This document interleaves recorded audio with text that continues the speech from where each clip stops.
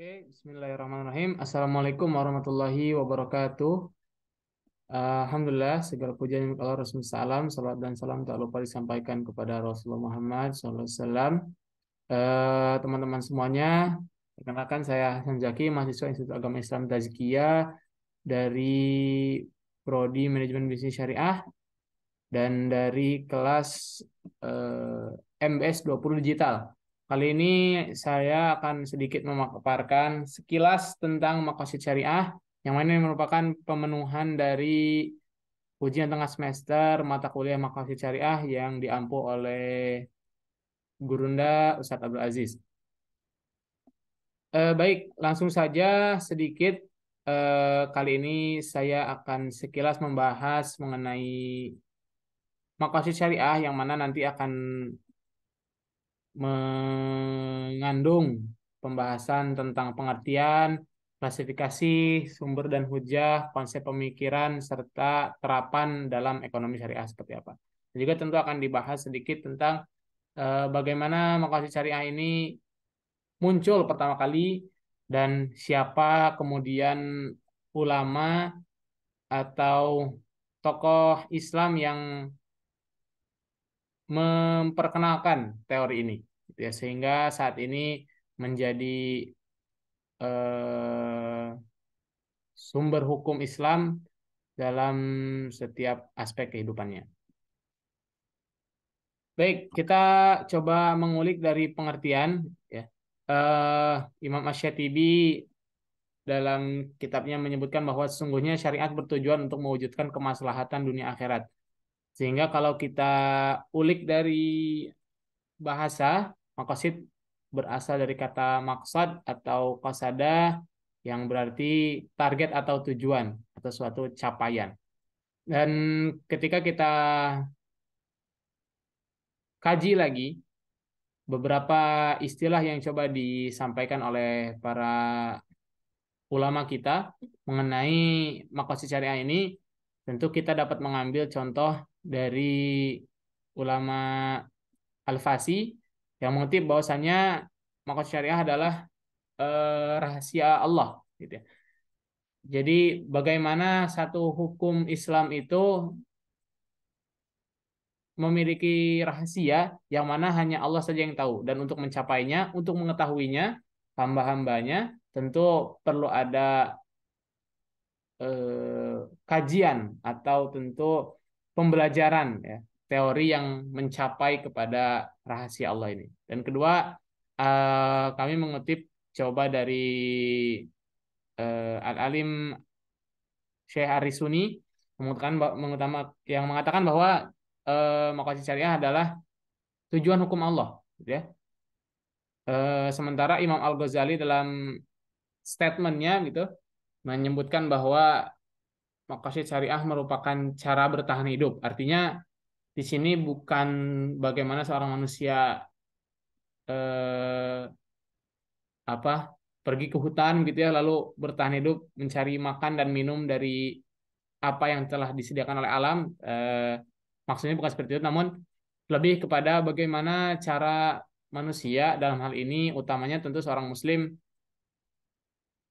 menjalani kehidupannya sesuai dengan syariat Tuhannya. Jadi tentu hukum-hukum Islam yang kita terapkan saat ini memiliki tujuan dan juga unsur kenapa syariat itu perlu dijalankan, dan ini yang coba dijelaskan oleh para alim ulama sehingga disimpulkan dalam satu teori yang disebut maqasid syariat. Eh Selanjutnya ini ada pengkelasan. Jadi eh, jika kita coba klasifikasikan, maqasid syariah ini terbagi menjadi tiga. Yang pertama ada ammah, yaitu suatu hal yang umum, gitu ya. Jadi ada hukum-hukum Islam atau teori hukum Islam yang umum, misalnya contohnya sholat, zakat, puasa, dan sebagainya. Lalu ada juga kelas yang kedua, yaitu al-khassah gitu atau khasnya. Jadi dalam sholat misalnya kita ambil contoh eh, takbiratul ihram gitu ya, atau yang berkaitan dengan fikih gitu. Nah, al-khassah gitu. Dan yang ketiga ada al-juz'iyah. Ini merupakan cabang dari al-khassah. Jadi ketika ada satu hal atau misalnya kita ambil saja contoh ibadah menikah gitu ya. Ada yang khasnya, lalu ada yang juz'iyahnya. Juz'iyahnya contoh misalnya ketetapan saksi nikah gitu di dalam pernikahan perlu ada saksi. Nah, ini merupakan klasifikasi atau pengkelasan dari maqasid syariah. Nah, ini adalah maqasid dalam Al-Qur'an ya. Jadi tentu maqasid syariah sebagai teori dasar penetapan hukum Islam atau dalam artian eh, apa namanya ilmu yang mempelajari tentang maksud dan tujuan ketetapan hukum Allah, tentu ini sudah dijelaskan dalam Al-Quran dan para ulama telah coba membagi maqasid syariah eh, dalam beberapa tahapan yang disebut masalah al-mursalah dan ini dicantumkan dalam Al-Quran eh, untuk menggambarkan kesimpulan tentang masalah al-mursalah tersebut yang dibagi menjadi 5 ya yang kita kenal dalam al-quliyat al-khams. Eh, yang pertama Al-Quran menjelaskan atau memaparkan tentang maqasid syariah adalah yang pertama menjaga agama. Hifzuddin. Ini tertera dalam Quran Surah Ali Imran ayat 104 eh, yang artinya hendaklah di antara kamu ada segolongan orang yang menyeru kepada kebajikan, menyeru berbuat yang ma'ruf dan mencegah yang mungkar dan mereka itu orang-orang yang beruntung. Jadi dalam menjaga akidah atau keyakinan kita ya tentu kita mempertanyakan kenapa kita harus menjaga ini gitu ya menjaga agama ini karena agama ini merupakan pondasi kehidupan yang mana cara menjaganya dituangkan dalam Al-Quran yaitu kewajiban berdakwah yang diterangkan dalam Quran Surah Ali Imran ini. uh, Begitu juga dengan menjaga jiwa ya. uh, ini juga merupakan tahapan kedua dari teori maqasid syariah atau dalam artian teori apa tahapan dalam eh, mencapai maslahah gitu ya, mencapai falah, mencapai kebermanfaatan dan kemenangan begitu ya. Ini juga tertera dalam Al-Qur'an surah Al-Baqarah ayat 178 tentang hukum kisos ya. Ya ayyuhalladzina amanu kutiba alaikumul kisos fil qatla al-hurri bil hurri wal abdu bil abd ya dan seterusnya. Gitu ya. Menjaga jiwa artinya kita menyadari bahwa setiap insan adalah anugerah dari Allah ya yang punya hak untuk hidup dan kewajiban kita untuk saling menjaga gitu ya. Dan ini dituangkan dalam Al-Qur'an sebagai bentuk penerapan gitu ya. Teori maqasid syariah dalam kehidupan. Misalnya ada menjaga akal, menjaga harta, menjaga nasab. Nah, ini mungkin akan agak panjang, terlalu panjang jika dijelaskan. Namun beberapa ayat Al-Quran menjelaskan bahwa menjaga akal dengan cara tidak mabuk gitu ya itu tertuang dalam Quran surah Al-Baqarah, menjaga harta tidak mencuri dalam Quran surah Al-Maidah, dan menjaga nasab tidak berzina atau seks bebas dalam Al-Isra gitu ya dan lain sebagainya. Masih banyak lagi. Nah, selanjutnya adalah sejarah dan perkembangan. Sejarah dan perkembangan ini jika kita coba bagi tentunya banyak gitu ya. Tapi kalau coba kita ringkas gitu ya, kita bisa coba membahas atau sedikit mengulik maqasid syariah dari periode awal mulai dari abad ketiga adalah Hakim At-Tirmizi merupakan ulama di abad ketiga atau keempat ya yang mulai coba mempopulerkan maqasid syariah. Walaupun secara eksplisit begitu ya. Jadi Hakim At-Tirmizi, Syekh Abu Zaid Al-Baqi Al-Amiri juga ini merupakan para ulama yang dulu di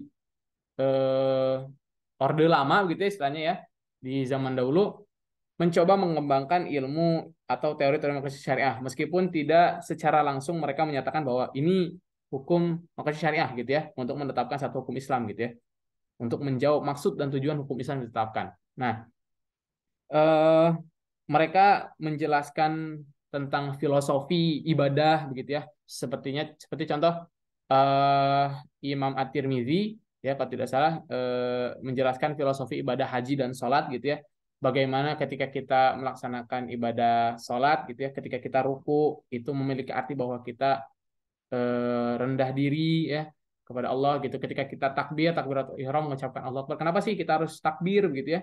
Itu menandakan bahwa kita sedang mengangkat tangan gitu ya. Mengangkat tangan itu kan filosofinya adalah menunjukkan bahwa seseorang tidak memiliki apa-apa dan tidak bisa melakukan apa-apa gitu ya. Sambil dibarengi dengan ucapan Allahu Akbar menandai bahwa kita tidak memiliki apa-apa, Allah saja yang maha besar gitu.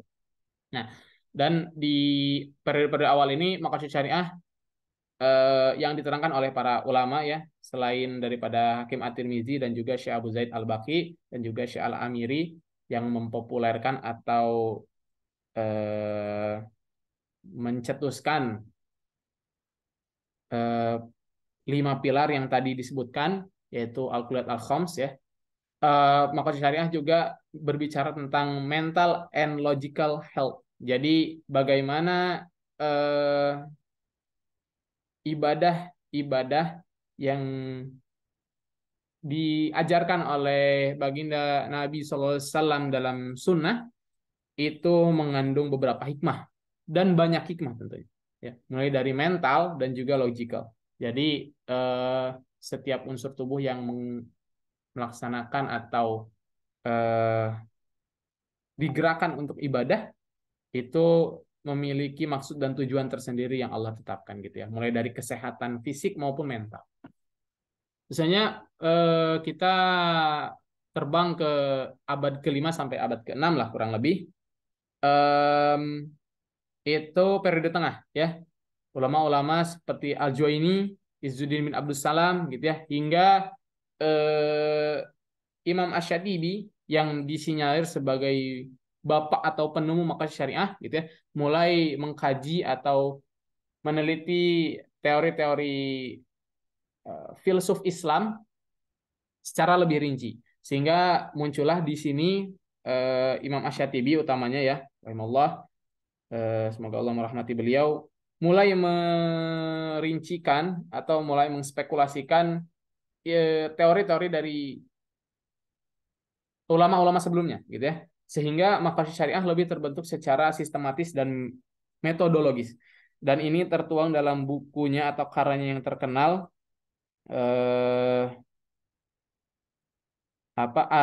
kitab Al-Muwafaqat gitu ya. Ini merupakan bukunya yang paling terkenal yang karya Imam Asy-Syatibi ya, yang merincikan secara lebih sistematis gitu ya bagaimana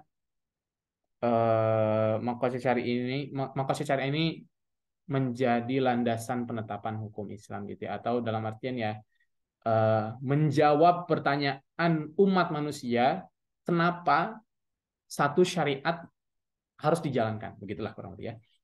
Nah, namun juga tentu di perjalanan maqasid syariah ada periode kemunduran kurang lebih di range abad ke-14-15 gitu ya. Abad ke-14-15 ya, hingga nanti nyampai ke abad 19. Di awal abad 19 itu sudah mulai reformasi, nanti kita jelaskan. Jadi di abad ini utamanya setelah Imam Asy-Syatibi rahimahullah wafat gitu ya.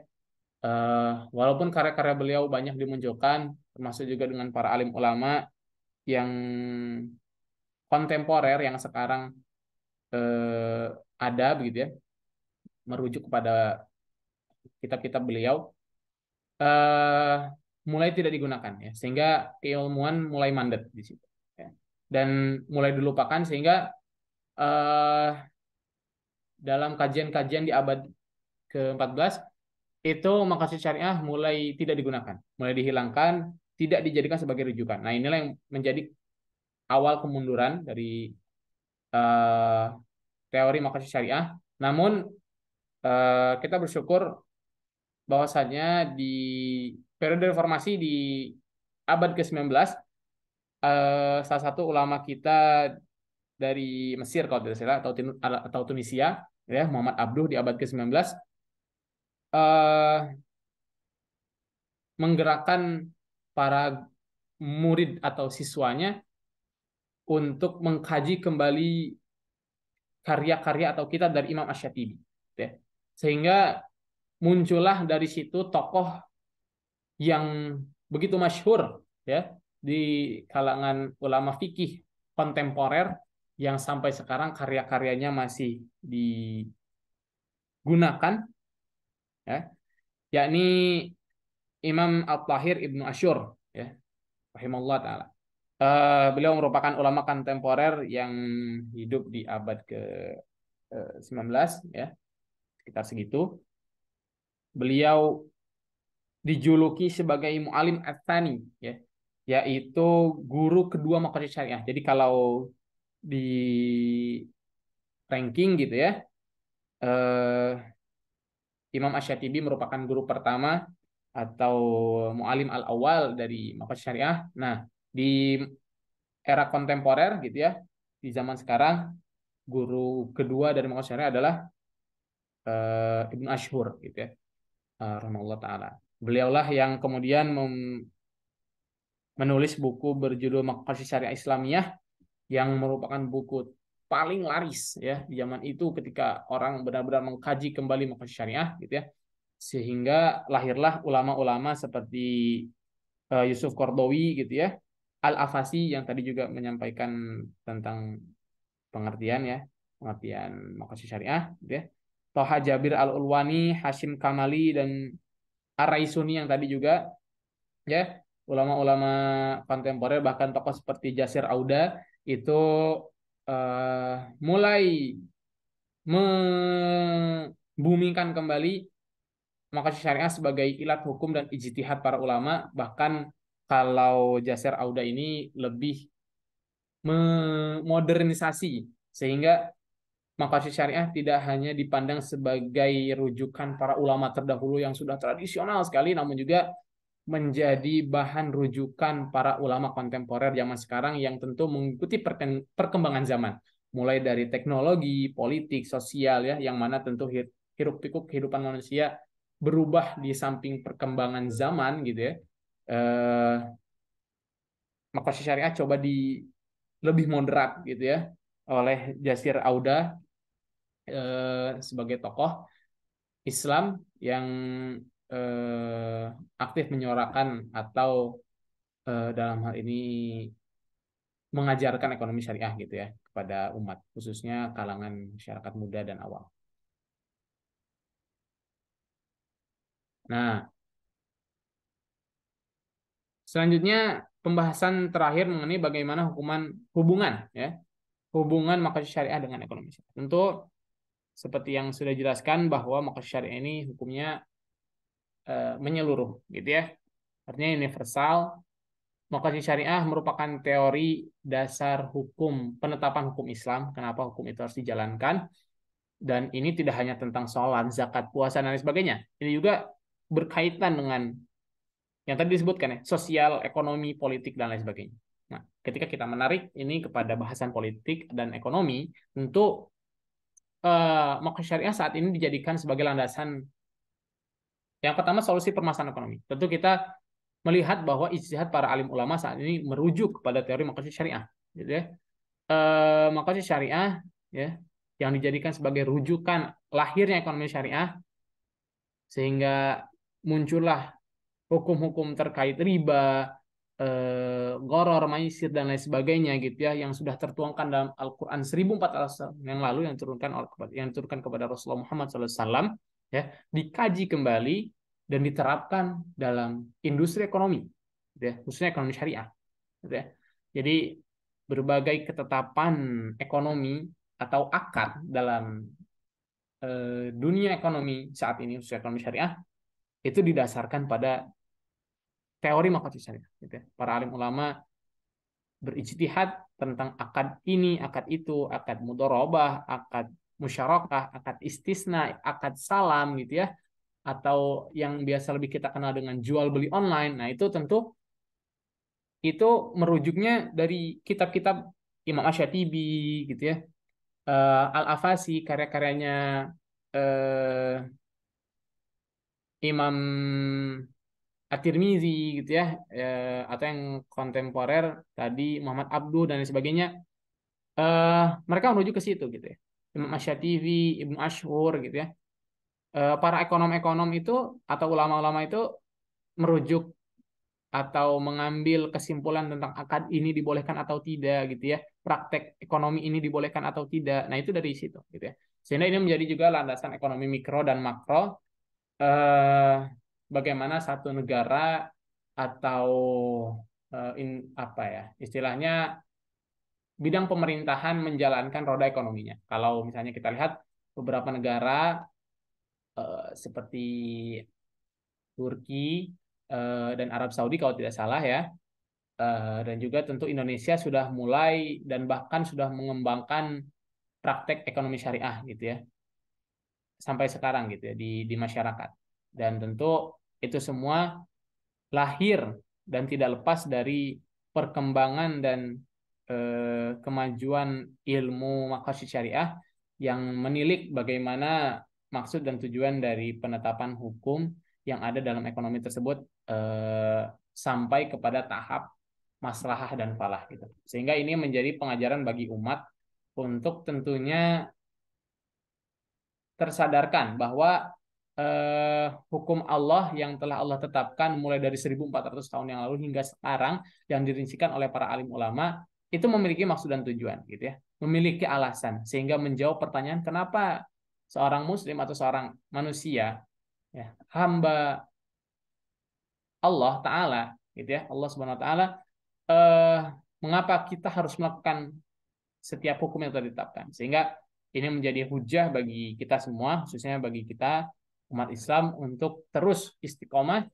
dalam menjalankan syariat-syariat Islam, eh, khususnya juga berkaitan dengan dakwah, sehingga lebih banyak mereka-mereka yang terbuka tentang hukum Islam, dan tentunya ketika kita bahas ini adalah bagaimana kita menerapkan hukum ekonomi Islam di masyarakat. Itu saja yang bisa saya sampaikan. Kurang lebihnya mohon maaf ya. Jazakumullah hasanal jaza.